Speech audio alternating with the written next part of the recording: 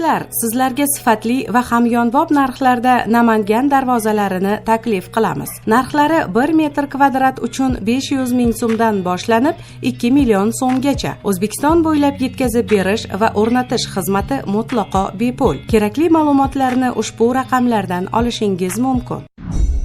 Rossiyaning Moskva shahrida o'zbekistonlik erkak axlatxonadan $65 ming topib olib, uni egasiga qaytarib berdi. Bu haqda Tashqi mehnat migratsiyasi agentligi matbuot xizmati xabar qildi. Voqea qahramonining so'zlariga ko'ra, u Qashqadaryo viloyati Yakkabog' tumani Yangiqo'rg'on qishlog'ida tug'ilgan va 14 yildan buyon Rossiyaga borib mavsumiy ishlab qaytadi. Uning aytishicha, voqea sodir bo'lgan kuni bir ayol qo'ng'iroq qilib, uni ishga taklif qilgan. Aytilgan joyga borganida ayol oshxonadagi keraksiz narsalarni konteynerga solib tashqariga olib chiqishini tayinlagan. U aytilgan ishni bajarib bo'lib uyiga qaytganidan so'ng o'sha kuni soat 23:00 atrofida ayol yana qo'ng'iroq qilib, uyining hujjatlari ham axlatga chiqib ketganini aytgan va unga hujjatni qidirib topish uchun 2 barobar xizmat haqi taklif qilgan.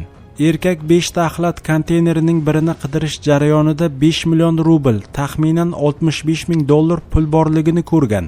Pulni oldik, qochib ketsak ham bo'lardi, lekin qochib qayerga boramiz? Hujjatlarimiz ishxonamizda, bu pul bizga tegishli ham emas, deydi erkak. Unga pullarni egasiga qaytargani uchun ishxonasidan 100 ming rubl mukofot puli berilgan.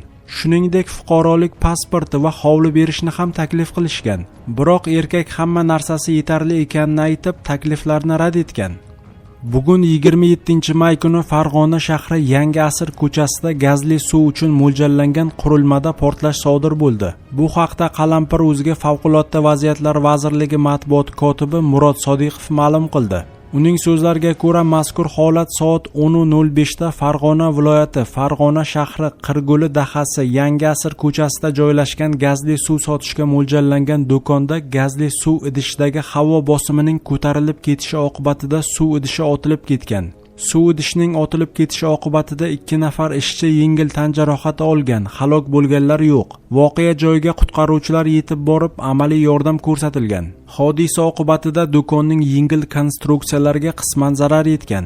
Hozirda mazkur holat yuzasidan dastlabki tergov oldi surishtiruv ishlari olib borilmoqda.